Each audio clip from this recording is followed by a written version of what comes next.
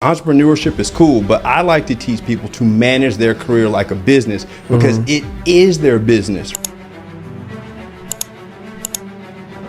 He's a cybersecurity expert, Forbes published author, and an international speaker. Sure enough, maybe you want to start a business and that's perfectly fine. But all jobs are temporary. So you need to take control of your family and your income. I believe your opportunity will come. But I also believe that if you're not prepared, it's gonna pass you by. Are you looking for a new career in 2025? What if I told you there was a special career path that will allow you to make more money than a doctor without any other education or the 6 figures in debt? Where today we have an amazing guest who's gonna teach you about this special opportunity and how you can set yourself up to be in position to get this opportunity in 2025. All that plus more on today's episode. What's going on, guys? Welcome back to another episode of the Melanin Money Show from the Melanin Money Studio. They give me like 10 episodes and I'm gonna stop saying that, but it feels good to say it. This is our first few episodes recorded in the studio, but today we got a really special guest. He's a cybersecurity expert, Forbes published author, and an international speaker. And today he's gonna be giving all the secrets and all the game on how you can get a 6-figure career in tech. Boyd, how you doing, man? Man, I am good. Man, excited to be here. How you guys doing? Hey, man, if we were any better, we'd be you. I can't be so lucky. You know? Yeah. If we were any better, we'd be you. So we are glad to be here, glad to have you. And we're excited to learn right along with our audience about how the amazing things you're doing in the tech space and showing people how they can get into the industry as well. Yeah, and what I love about what you're doing is, let's be honest, right? In a world where everybody's preaching entrepreneurship, right? Yeah. Start your own business. And we know entrepreneurship is not for everybody, no, right? So what I love about what you're doing that we're going to dive into is you're teaching people how to get into a new career path, right? How to get into a career that make the same amount of money or more money than most entrepreneurs make while still having some time and freedom to live their life. This is true because most entrepreneurs are not entrepreneurs. They just own their job. Yep. Talk about it. Yeah. Yeah. That's a whole fact. Heavy on the self-employed. Yeah. Right. You own a job, my friend. You don't own a business. You own a job. Yes. Yeah. Yes. That's a fact. So let me ask you this question off the back. Is it true that you can get into tech, specifically cybersecurity, without any college background or having to go hundreds of thousands of dollars in debt? 100%.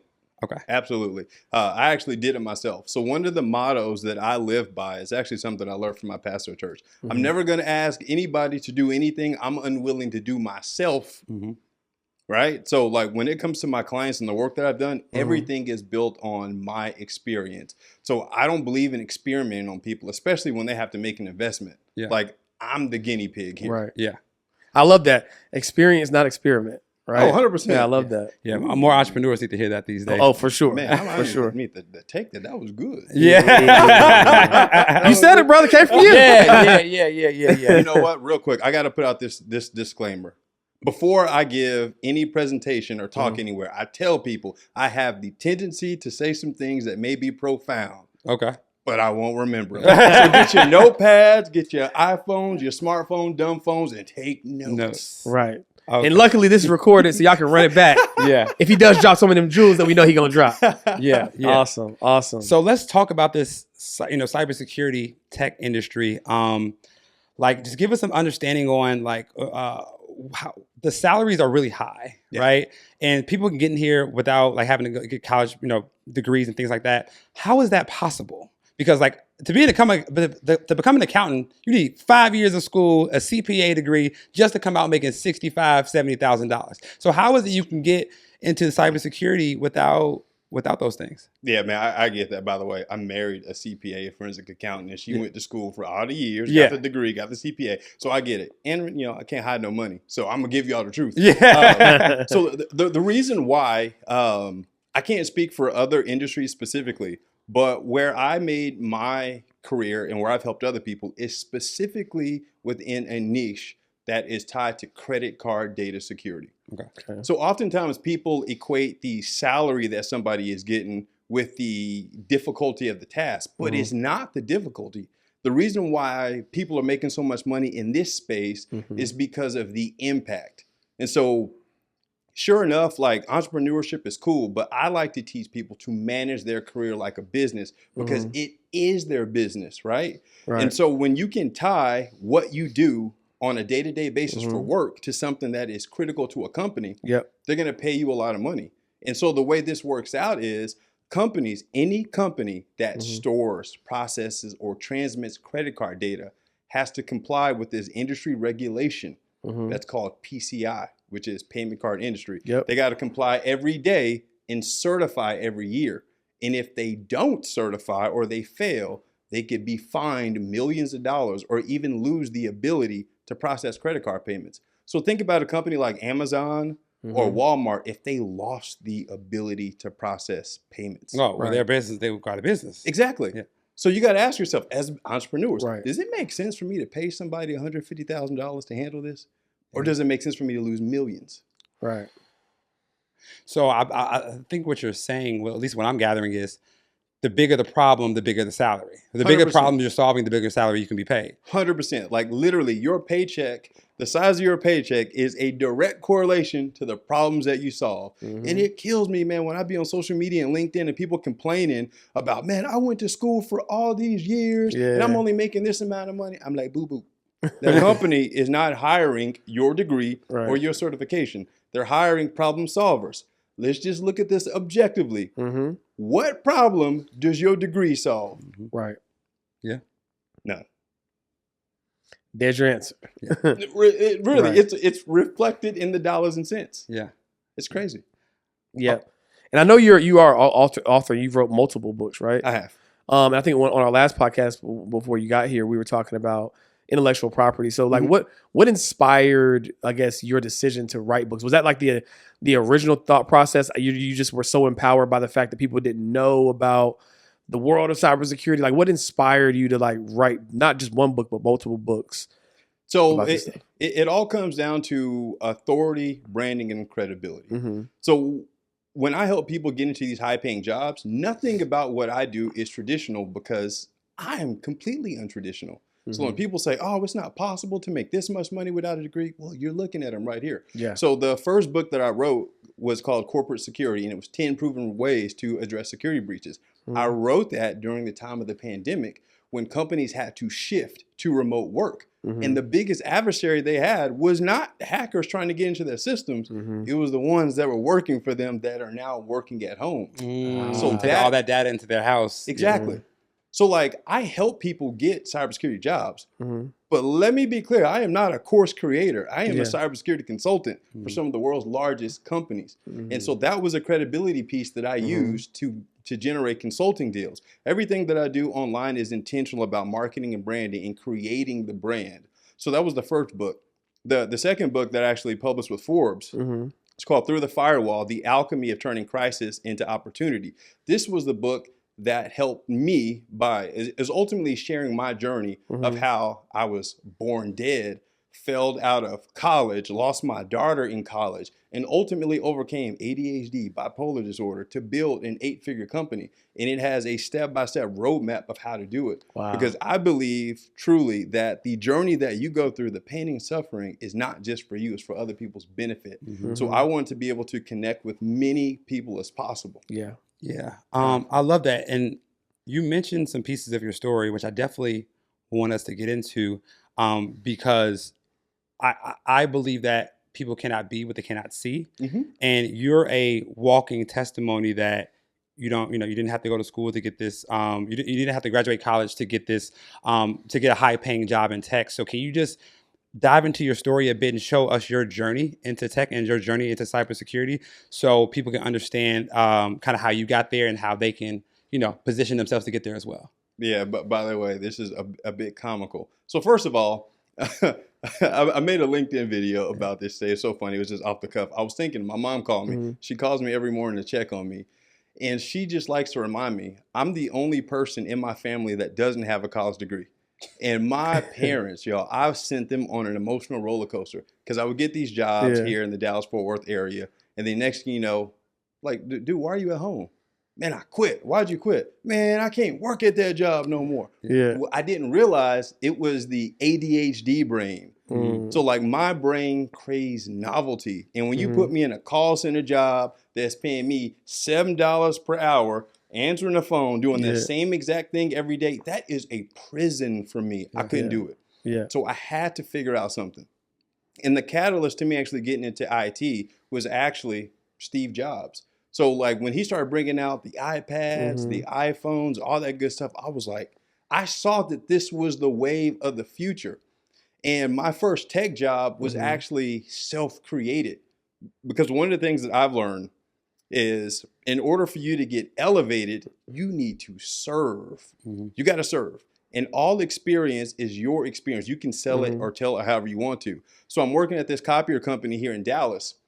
Our tech support team is in New Jersey. Anytime a computer breaks, they literally have to box the computer up, ship it to New Jersey, and I'm working in accounts receivable. I have to do everybody else's work while their computers are being fixed. Yeah. And again, ADHD brain was like, nah, fam, no, I'm going to figure out how to fix these computers. So I went online, went to Google, bought some online training, and figured out how to fix the computers. So next time they tried to ship the computers out, I was like, nah, fam, bring it here. Yeah. And so I started fixing the computers. The executives flew in from Japan and laid us all off, the entire company. And it was in that moment where people were panicked, I saw it as a blessing. I was like, I ain't going to shift into IT. Got you. And I think that it speaks to, being prepared for the promise, right? Like you never know when your opportunity is going to come to do something bigger and better than what you're doing right now, but you got to make sure you're prepped for the promise. Everybody promises they want something new, but have you prepared for that new blessing to come your way? 100%. Yeah. Because like I believe your opportunity will come, but I also believe that if you're not prepared, it's going to pass you by.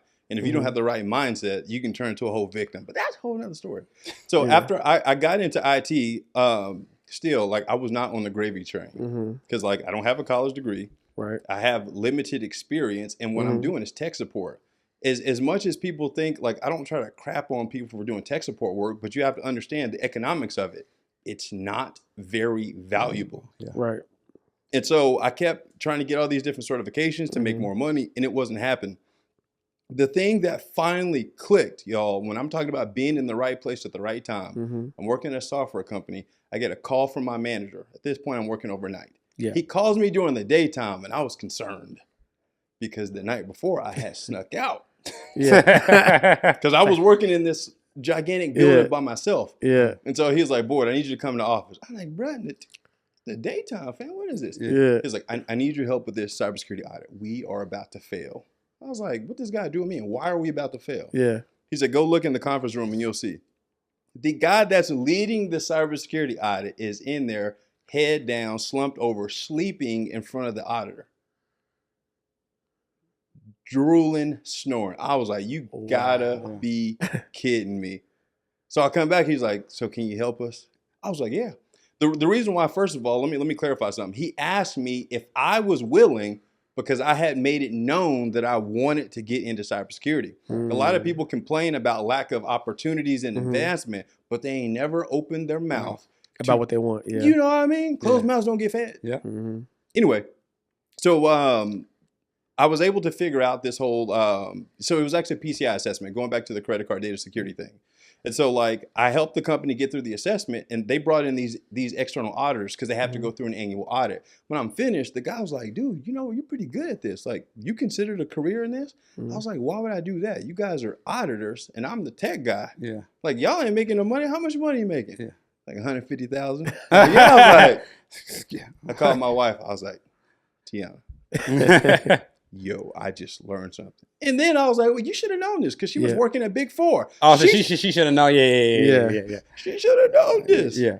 But it went on from there. So I literally spent the next year and a half developing that skill. I forgot about the servers, the tech support. It was this one skill. Because I was like, if I did this at this level, I'm only making $60,000 at that point. If I did this at this level, and these guys that are making 150K say, you can do this? Yeah. And I see the result of me helping the company, like, I got to go all in on this. Right. And that is what changed the game for me.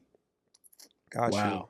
That's powerful. So what did you have to learn, or what tests did you have to pass to be able to get that job in cybersecurity making 150K? Because I know a lot of people listening, and they're like, they want to make a shift in their career, but the question is, well, how much work do I have to do to get in the next one, right? So like, what is that learning curve or that learning process to get the certification needed to get into cybersecurity to walk into a multi-six-figure salary? So that's the thing. It actually didn't require certifications. Really? No, it didn't. So like what happened was after I finished, so check this out real quick. The way this industry is focused, this PCI industry, they have special certifications, but you as an individual cannot purchase them.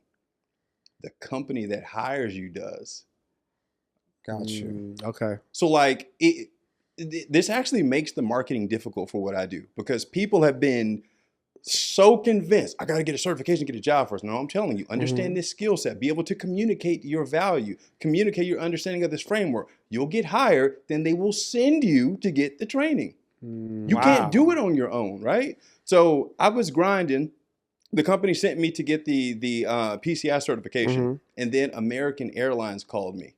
So they recruited me. I go out, I interview with them.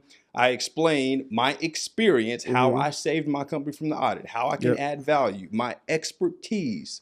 I don't care how good you are at something. If you can't communicate what you can do and how you've delivered value for someone else, they ain't gonna hire you. Period. They're just not gonna hire you. Yeah. And so right then they offered me the job as the senior security architect for $150,000 a year.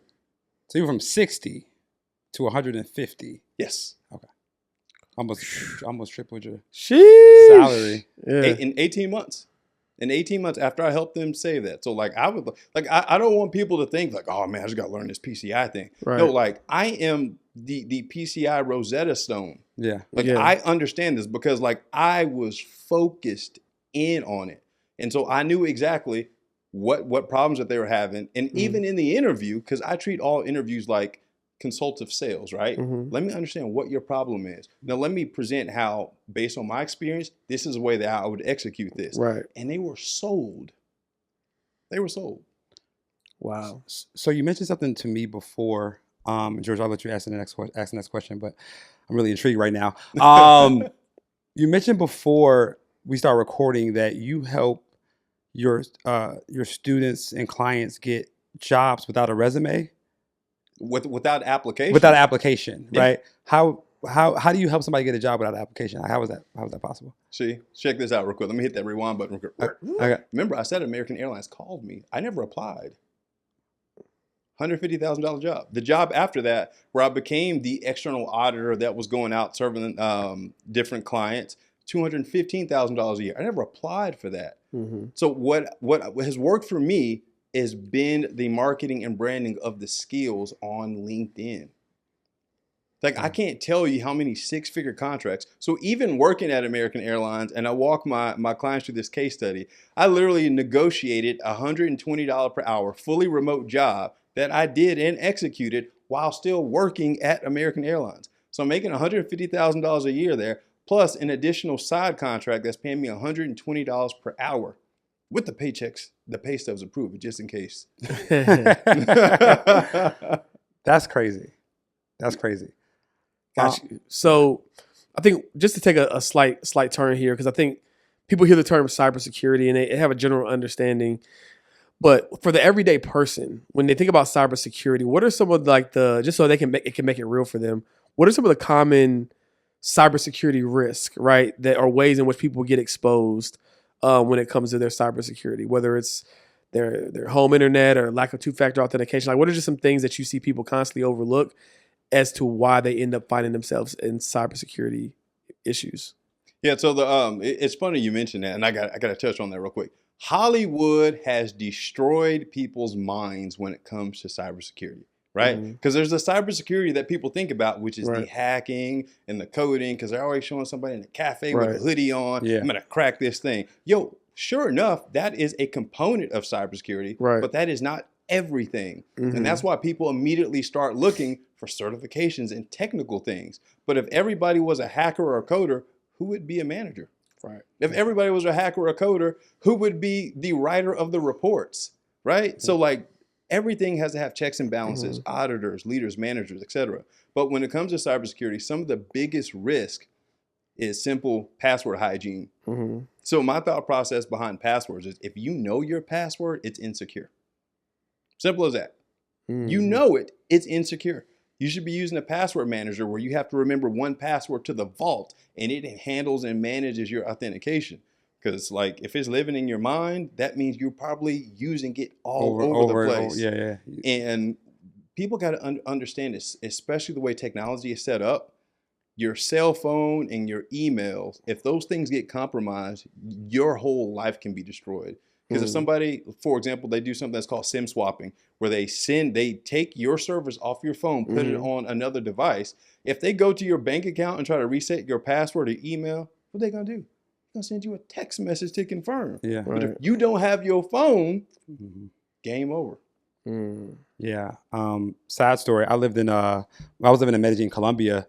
Theft is big out there, right? And so my friend got his phone stolen, and within 2 hours, they were able to get into all of his email accounts, his crypto account, his Chase bank account, and because his phone had both his email and his two-factor authentication text on there. So one device getting stolen almost cost him $30,000 and moved money because he didn't have proper. 100%. By the way, this is most of the stuff that I talk about on my YouTube channel, these different type of scams or whatnot. Yeah. But like it is all over the place. And I got that warning as a security consultant. I had to go do some work in Bogota. Yeah. And they were like, hey, man, have your stuff tucked. So when I travel internationally, especially those type of places, I have a special bag that I wear on the front chest that has a special pocket with my stuff in it. Yeah. Like you physically going to have to like knock me out to get my stuff. But yeah, it's bad out there. What are some trends you're seeing in the world of cybersecurity, like the new thing, hacks and things that are going on that people should be kind of on the lookout for? So a lot of the trends that I'm seeing right now is something they call social engineering and phishing, and that is essentially tricking somebody to believe you are someone you're not, so they can give you information. Gotcha. That's actually one of the things I used to do as a security consultant. I would tell the companies, I'd meet, man, I can't say the names because of NDAs, but y'all know these companies. I would tell them, I'm like, hey, I can defeat your $5 million firewalls and security protocols with a smile. It's like, what do you mean? It's like, I promise you, I can get into any place in this building because all I got to do is just talk my way into anything. So, the scammers right now especially are using emails and text messages and to scare you into taking action that you wouldn't normally do, pretending to be people, and it's just outrageous, man. Outrageous. Yeah. So because I forget what movie it was. I think it was A Beekeeper or something. Yes. Yeah. And at the beginning of the movie, they sent her an email and called her and said, "Hey, your computer is about to be locked forever. Yep. We need this code," right? And then they gave her the code and they took all her accounts. Did that stuff really happen in real life? No, that was like I like to look at movies and say, man, how accurate is this? That was a very realistic portrayal of what happens. 100%. That's bank account gone. Yeah. Jeez. Okay. Yeah. So I know that you do have a coaching program where you help people make the transition into tech, specifically cybersecurity, I imagine. What are some success stories that you could share where people who were like maybe in a super obscure abstract profession never thought that they could make the transition and they're thriving now in technology? Man, so many to think of. Let me think. One of the people that I really enjoy talking about, one of my clients, Patience, if you're watching Patience, Patience actually migrated to the U.S. from, what was she from, either like Nigeria or France? Anyway, I just know that she speaks French. Yeah. Anyway, she was actually working in Amazon moving boxes. And she in the warehouse. Yeah, the warehouse, moving boxes. And she came across one of my ads. And it's funny, it's like whenever I'm interviewing my clients and I ask them, like, how'd you feel about my ad? It's a scam. It just feels like a scam because you got to have all these certifications, these degrees, like whatever. So within, I think it was about like 7 or 8 months, she was able to land her first job, fully remote, right? Yeah. And this first job that she landed, I think it was like $70 per hour. But here's the thing, y'all. One of the things I didn't tell y'all that I love about this. That is step one.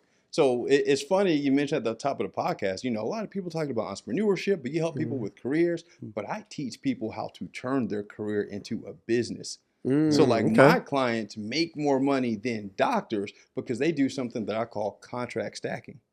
Talk about that.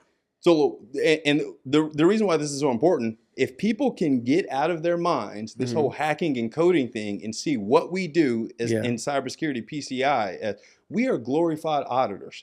So we're asking for people to send us evidence. We review the evidence, and then we either confirm it, deny it, or reject it. We advise companies on what they should do. So what does that mean?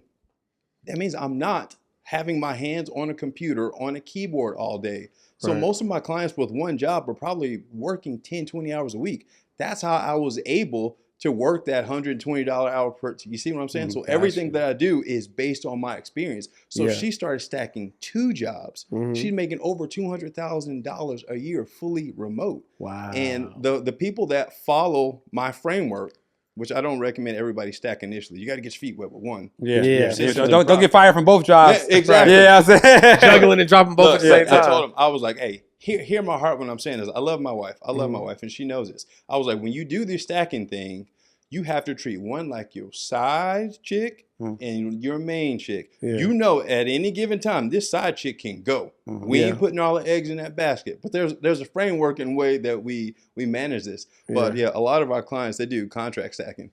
Dope. So what it sounds like to me, and I'm just putting my CPA hat on, right? Somebody can essentially become a business owner, have the tax deductions of a business owner, but still have the payment security of a W-2 employee. What I mean by that is they're essentially an independent contractor, right? When they get these jobs, so they're not getting paid W-2. They're getting paid as a 1099 contractor. Is that fair to say? It depends on the opportunity. Okay. So like, and this is the beauty of this. This was why like I tell my clients, if I teach you how to get a job, I do you a disservice. I am going to teach you how to monetize your skill set. By the way, this is actually something, so like each semester I'm invited to teach at TCU's business entrepreneur class. And I teach them about finding their superpower and monetizing it. And so what I teach them is this.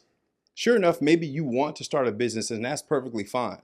But all jobs are temporary. I don't care if it's W-2 or not. At the end of the day, every job is temporary. So you need to take control of your family and your income. Because I was like, I want you to look at every successful business. Do you see one successful business that has one client? You don't. No. So why would you have one job? Right. That's real. Like seriously. So as long as you can manage what you need to get done, then there's no reason why you shouldn't have multiple jobs. But like when I'm talking about monetizing your skills, so let's say that a company is preparing for their audits. They got to prepare for the annual audit. They maybe need somebody to come in as a consultant and help them prepare, fix issues that were discovered previously. That could be a 6 to 8 month contract, right? But at the same time, some companies just want the stability of having a team. By the way, that's what my other company, Genesis Security and Compliance, do. We staff and deploy fully automated PCI teams to manage the process. Can't have just one stream of revenue, right? You know what I'm saying? But yeah, so like it could be W-2 or 1099. But for my clients, you make more money, obviously, on the 1099 part. But what I like to tell them, this is the sauce right here. Y'all lucky I love y'all. People out there, I'm gonna give y'all the sauce. Is my recommendation, what I show my clients is you set up your business entity. You engage with the company. They're hiring your business. And the way this agreement is set up is that an agent of your company is doing the business, not you. So now we can get VAs and we can bring in other people to help fulfill that service. And we can make money without having to be the person that does all the work. And because of the spread of from a compensation expectation that a VA or someone over the Philippines or wherever India is expecting, you're going to get to keep a disproportionate amount of that money in-house. And they have to pay you as a business owner now. So that means none of your money is getting taxed with W-2 wages. And now you have the same deductions as a business owner. Now, if you're working from home, you can write up your home office. You can, you can set up your own retirement plans. You do all these tax strategies that business owners get with the security of having an actual job. So that's powerful. That's exactly what I did. And so I'm like, when I talk to most people, so what is the hardest part of business? You know how to do what you do. It's client acquisition. Yeah. So if I position myself as the service provider and authority in this space, these tech recruiters who are incentivized to get me hired and paid will become my client acquisition system. I just got to show up and pick the client.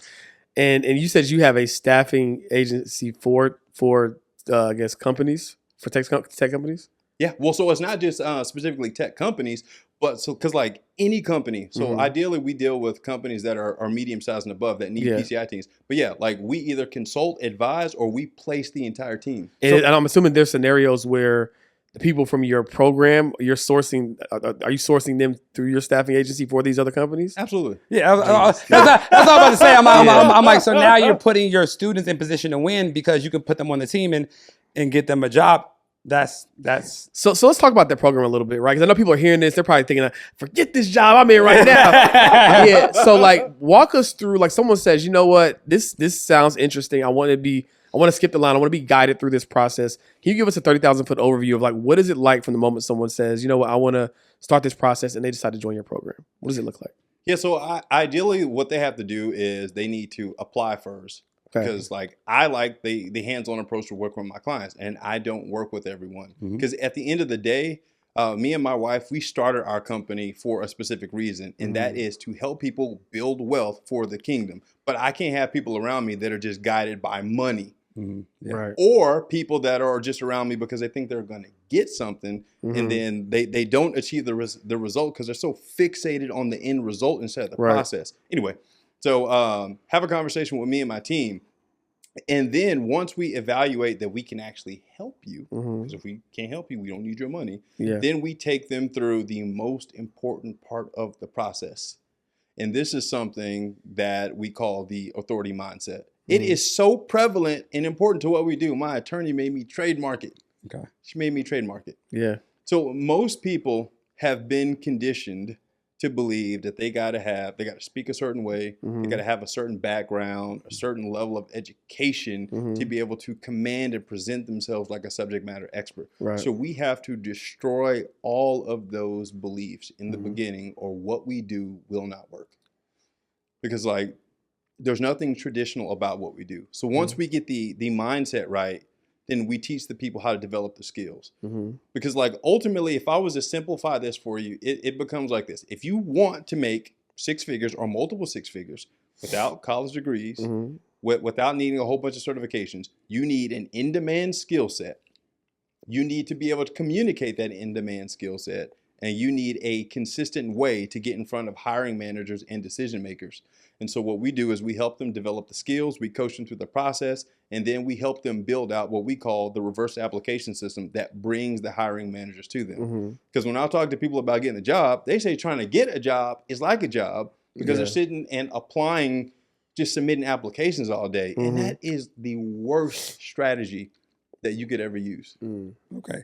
So you also, I'm assuming, help your students do understand the strategy that you use, how to get companies like American Airlines and things like that to reach out to you so that they don't have to go through the whole 10 applications a day process. Yeah. Our clients literally use 0 applications.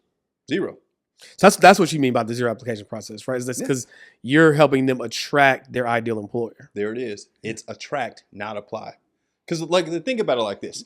Number one, if I'm applying for the job, that indicates I have a need. Yeah, right. We talk about that in our business all the time. We're trying to hire. We're hiring top talent at this point in our business, and we're like, top talent is not unemployed, right? Thank you. We're like, thank you. If y'all are watching, I need y'all to hear that.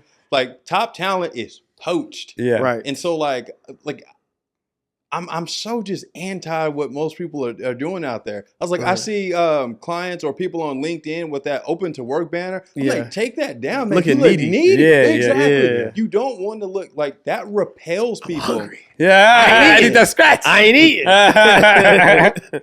Because like the thing is, like when it comes to your profile, your resume, et cetera, you want to create curiosity. Right. You don't want to create feelings like, why is this person on the market? You say you're so good, right? But at the same time, when companies are coming to me, I can command more money because they're coming to me. Right. So you got to, and that all comes with the authority mindset, because most people have been conditioned. I need to apply. But I learned this. So when I first started working at American Airlines, I was actually hired as a contractor. So American Airlines makes people live on contract for like 10 years, right? But within a year, they converted me to full-time. My manager says, hey, boy, HR is about to send you an email. I need you to apply for this job, or they send you the email. I was like, why do I need to apply for the job, bro? I already got it. I accept offer. So we got to post it for compliance purposes.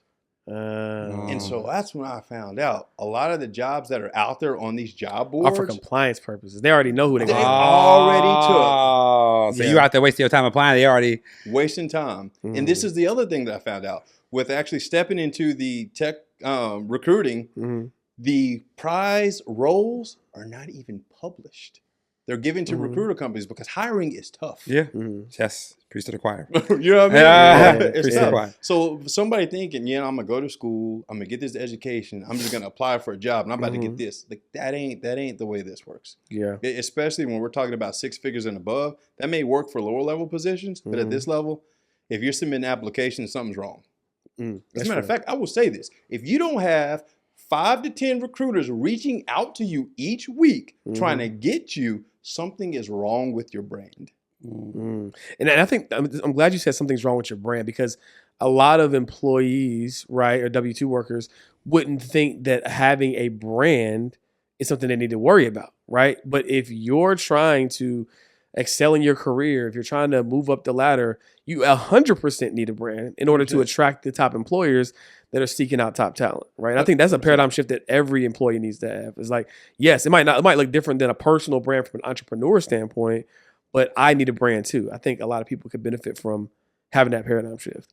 100%. Like that helped me so much in my career because I started branding myself as the go-to guy for credit card data security. And this is why I started getting invited to speak at conferences, business deals and things that I was not seeking. People actually identified with my content that I was putting out. They followed the brand, and then I was able to turn it into financial situations. Here's an interesting question. I wonder if you have this stat, because I know you have a very robust program that's helped a lot of people.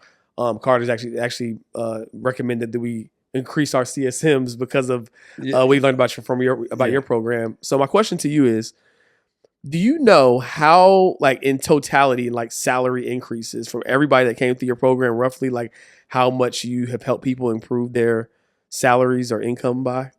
You know what? I don't know. And that would be something worth looking into. Yeah. Man, okay. That would be something worth looking into. But what I do know is our average person, they double their income at a minimum. Got it. So if they're looking to double their income without having to go back to college, because I think everybody, the reason why people don't try to change the situation, because the thought of going back to school is so dreadful, they'll rather just stay where they're at. They'd rather choose a known hell than an unknown heaven, right? So I think what you're doing is you're taking that piece out and just being like, hey, if you're willing to work, you don't have to go back to school, but you have to do some learning, and then we're going to help the job find you rather than you having to find a job. So I think that's very powerful. So if somebody was looking to like tap in or learn more about your program, or at least do some research on you, like where do they go and how do they find it? Oh man, first of all, you can hit that good old Google. I am Googleable. Check out my YouTube channel or LinkedIn. I put a lot of content out there, and I share a lot on my journey of being neurodivergent, because a lot of people ain't talking about that. That's why, like, I got to be real, man. Yeah. I got to be real about where I am. And so there's challenges and struggles that I deal with, because like I would have liked to have taken the traditional path like my other family members and gone to school and all that stuff, but it just didn't work out for me. Got it. Well, we'll definitely link everything in the show notes. And I mean, if you can't tell by the show, where we like to super serve people that look like us. Hence the name Melanin Money Show. And we know that you have an amazing, thriving business, multi-million-dollar business at this point. So we ask all of our guests, what does it mean to be a melanin millionaire to you? To me, what it means is being able to give. So like the biggest thing that me and my wife, we're like so freaking generous, and we have the heart to serve, and we know that the wealth that we're creating is not for us. And so we enjoy being able to donate to different causes for our church and all that good stuff, and serving the people around us. And that is what gives me just like hope to keep pushing, because being an entrepreneur, it ain't easy. Big facts. Well, boy, man, we appreciate. I know our audience appreciates all the gems, all the insight. I'm certain that we'll have some newfound tech and cybersecurity enthusiasts, PCI, to be specific with all the game that you dropped, man. So thank you for coming on the show. Thank you for all the value you provided. Until next time. Peace out.